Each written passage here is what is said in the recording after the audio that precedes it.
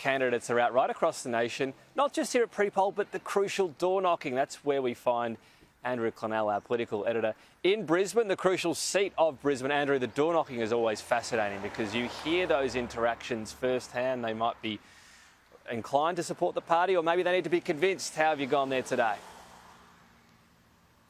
Well, it's another fascinating one. This, the seat of Brisbane, three-cornered contest. Last time Trevor Evans, Tom, got 37% of the vote, lost the seat. That's because Labor and the Greens got 27 and 26 respectively.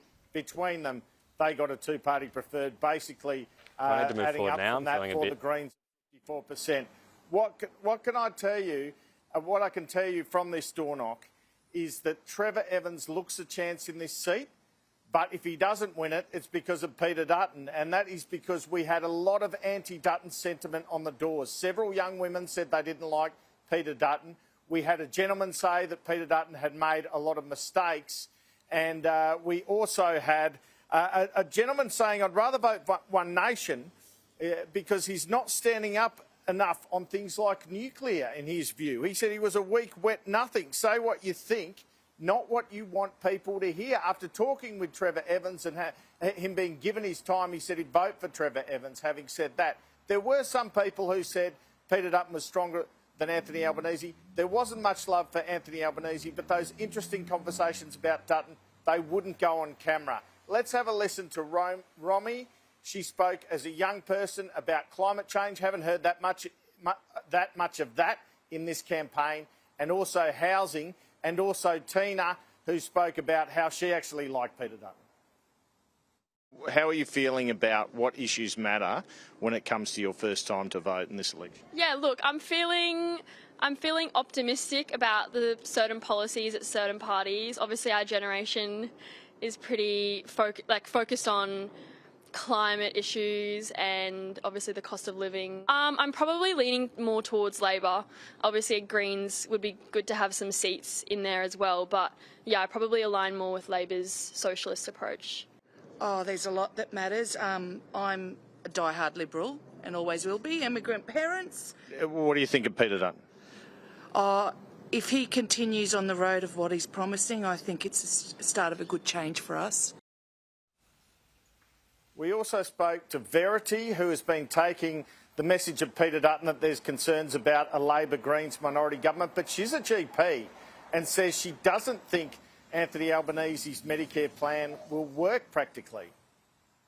You're a doctor, you had some concerns about the Medicare promise. And I can't see these Medicare promises of bulk billing consultations as a possibility at all. No. Why do you say that? You just think the promise of the number can't be filled? Why wouldn't that be? Well, one, doctors aren't being paid enough. It encourages rapid consultations, which is not good medicine. I'm very concerned that the possibility of a Labor-Greens alliance in the next election. I'm concerned about multiple issues that they're promising. All right, well, I'm about to play you Judy. She's 86. She loves Trevor Evans. Trevor Evans had a lot of name recognition here, so much so Labor's got a call flute saying, vote Trevor, you'll get Dutton, as if to warn people. He's got more name recognition, arguably, as a former MP here than Stephen Bates, the current MP, who is a Green in this Greensland that is 3 Green seats in Brisbane. Judy's with Trevor Evans all the way. This is the man. This one here. And why do you like Trevor Evans? Because I know him. Yeah, how do you know him? Because I've seen him around for years. Well, he'll go good because I'll say that, yeah. I should know what I'm doing. I live here and I'm 86. Look, Donald Trump also came up. I did hear from a party official this week who said people generally don't like the Prime Minister or opposition leader. I certainly saw a lot of that out here. And that's why when it comes to this seat, Trevor Evans is relying on his personal recognition to try and take it off, and the cost of living. He was really selling cost of living hard at the doors. Here's my chat with Trevor Evans post-door knock. Trevor, you're running again. You a glutton for punishment or what? Something like that, yeah. Sick of reconnecting with my family and friends, so I decided to put my hand up and, you know, no, seriously though, Brisbane needs better representation and the country needs better economic management. I've got a contribution to make on both, and that was the reason I put my hand up again.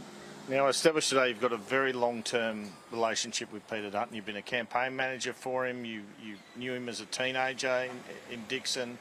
But we did hear from some women on the doors today saying that they weren't sure about him, that they were hesitant about him. Do you think that could affect your result here? I think, you know, we've seen election after election that the popularity of leaders is one of many factors that's taken into account. But I just note that over time, as more people get to know Peter Dutton, the more they respect him. And for Liberal leaders, it's never been about love and likeability. It's always been about respect. When I think about John Howard, when I think about Malcolm Fraser, when I think about Tony Abbott, it's respect for Liberal leaders that really does the trick. And I think there's a lot of respect out there that Peter Dutton's a decisive person, and he shows a moral clarity and certainty that's sorely missing in the Prime Minister. Well, we did hear a bit of that, but we also heard from a gentleman who said, look, stand up on nuclear, stand up more to Labor on this stuff. What was your reaction to that? Well, you know, our base and lots of people that are our strongest supporters want us to be as vociferous as we possibly can be when it comes to advocating for the nation's future. They say in politics, if you're making everybody just a little bit unhappy, you're probably getting the balance about right.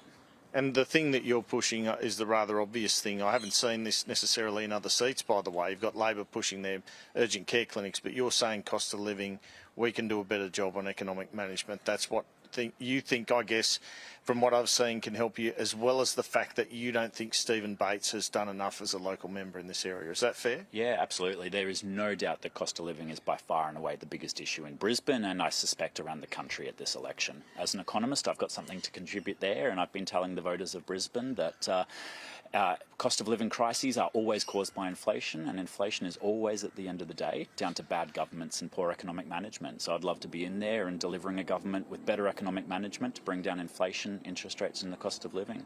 Now, you mentioned the Greens candidate, the Greens MP. If I had $1 for every single person who's asked me the name of the current MP and has never met the person and doesn't think they're delivering, then you know, I'd be very well off. One of the reasons I put my hand up actually was so many people around the community reaching out to me and saying that you know, I used to be an accessible, hard-working local member, and they're just not getting that sort of representation, and they're just not getting those real outcomes anymore. A bit trickier here. 37% primary last time. The other two candidates got 26 and 27, and one of them got up. Yep. Do you feel like it's 2 against 1? I think there's no doubt that tight preference swapping between Labor and the Greens was ultimately what did me in last time around. But my message this time is particularly to Labor voters. I think that this contest will be between me and the Greens here in Brisbane. And what that means is that Labor voters this time need to be much more thoughtful about their preferences. Basically, this contest is between the Greens on the extreme of politics and someone like myself who has a track record of delivering and also, you know, managing and governing from the centre. I'm someone who can work with the local state Labor MPs like Grace and Jonty Bush. The Greens MPs never met with them and just can't do that. Briefly then, are Labor preferencing the Greens on how to vote's ahead of you? Of course they are. Trevor Evans, thanks for your time. Pleasure, Andrew. Thanks. So, Tom, the door knock was in New Farm, which was basically even Stevens amongst the 3 candidates last time. So, no bias in terms of the area that was chosen. This shapes as a very interesting contest on election night.